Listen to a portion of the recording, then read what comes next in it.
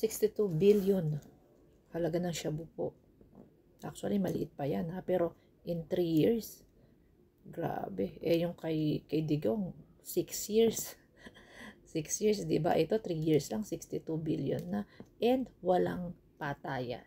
Makatao po, dumadaan sa proseso. Sasabihin nyo, walang nahuhuli. May nahuhuli po. Manood po kayo kasi ng balita. Huwag kayo lagi sa TikTok and Facebook. And ito mga nakaraan, yes, walang nahuhuli. Dahil nga, iniwasan na nila yung by road, yung by land. Kasi nga, lagi silang nahuhuli, di ba? So, tinry nila yung by air. Yung sa drone. Diyan sa Davao, 10 kilo. Nahuli pa rin. So, sinubukan po nila yung by sea.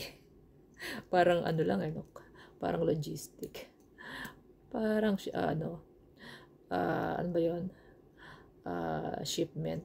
So, tinry nila yung by sea, pinalutang sa dagat. So, wala talaga mahuhuli kasi po, mangingisdaan, nakakita, palutang-lutang yan. So, yun. Ayan, mas makatao, mas makabayan, at dumadaan sa proseso, walang namamatay. Yan po, no? Imagine in 3 years, 62 billion. Magaling. Kaya maraming umiiyak.